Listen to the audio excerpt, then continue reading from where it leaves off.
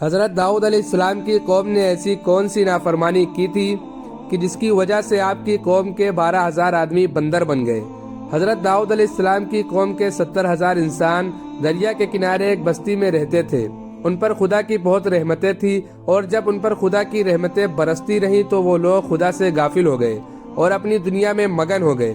اللہ تعالیٰ نے حضرت داؤد علیہ السلام کے قوم پر ہفتے کے دن کا ادب لازم قرار دیا تھا اور کہا تھا کہ اتوار سے جمعے تک مچھلیاں پکڑنی ہیں، مگر ہفتے کو مچھلیاں نہیں پکڑنی ہیں۔ حضرت داؤد علیہ السلام کی قوم نے اتوار سے جمعے تک مچھلیاں پکڑنی شروع کر دی، مگر ہفتے کو مچھلیاں دریا میں زیادہ ہوتی اور باقی 6 دن کم ہوتی۔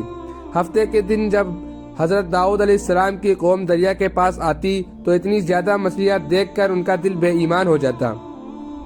شیطان نے ان کے اس لالچ سے فائدہ اٹھا کر انہیں اکسانا شروع کر دیا، اور انہوں نے سوچ لیا کہ ہفتے کو وہ دریا میں جال لگا دیا کریں گے اور اتوار کو پکڑ لیا کریں گے۔ اس طرح کچھ لوگوں نے جال لگا لیے اور کچھ لوگوں نے چھوٹے چھوٹے حوض بنا لیے اور اس حوض کا دریا تک راستہ بنا دیا، اور ہفتے کو مچھلیاں جب ان حوضوں اور جال میں آ جاتی تو وہ لوگ انہیں پکا کر کھا لیتے۔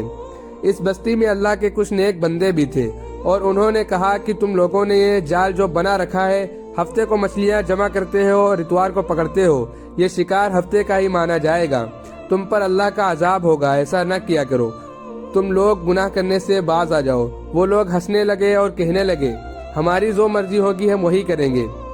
اس بستی میں 3 قسم کے گروہ تھے۔ کچھ لوگ ایسے تھے جو شکار کے شیطانی ہیلے سے منع کرتے رہے اور ناراض و بیزار ہو کر شکار سے باز رہے، اور کچھ لوگ اس کام کو دل سے برا جان کر خاموش رہے، دوسروں کو منع کرتے رہے، بلکہ منع کرنے والوں سے یہ کہتے تھے کہ تم لوگ ایسی قوم کو کیوں نصیحت کرتے ہو جنہیں اللہ تعالیٰ ہلاک کرنے والا ہے۔ اور کچھ لوگ وہ سرکش و نافرمان لوگ تھے جنہوں نے حکم خداوندی کی اعلانیہ مخالفت اور شیطان کے ہیلے بازی کو مان کر ہفتے کے دن شکار کر لیا اور ان مچھلیوں کو کھایا اور بیچا۔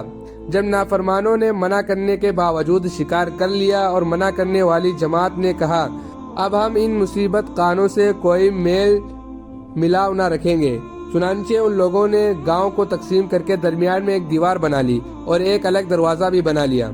حضرت داؤد علیہ السلام نے غضبناک ہو کر شکار کرنے والوں پر لعنت فرما دی، جس کا اثر یہ ہوا کہ ایک دن خطا کاروں میں سے کوئی باہر نہیں نکلا تو انہیں دیکھنے کے لیے کچھ لوگ دیوار پر چڑھ گئے تو دیکھا کہ وہ سب بندر کی صورت میں مسخ ہو گئے ہیں۔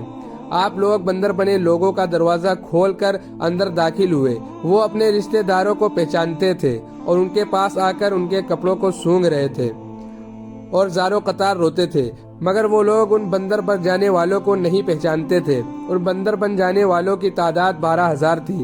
یہ سب 3 دن تک زندہ رہے اور اسی درمیان میں کچھ بھی کھا پی نہ سکے، بلکہ یوں ہی بھوکے پیاسے سب کے سب ہلاک ہو گئے۔ شکار سے منع کرنے والا گروہ ہلاکت سے سلامت رہا، اور صحیح قول یہ ہے کہ دل سے برا جان کر خاموش رہنے والے کو بھی اللہ تعالیٰ نے ہلاکت سے بچا لیا۔ اس واقعے کا جمالی بیان تو سورہ بقرہ کی اس آیت میں ہے۔ اور بے شک ضرور تمہیں معلوم ہے کہ جنہوں نے ہفتے میں سرکشی کی تو ہم نے ان سے فرمایا کہ ہو جاؤ بندر۔ اس ویڈیو میں آپ لوگوں نے دیکھا کہ کس طرح اللہ نے نافرمان قوم کو ہلاک کر دیا۔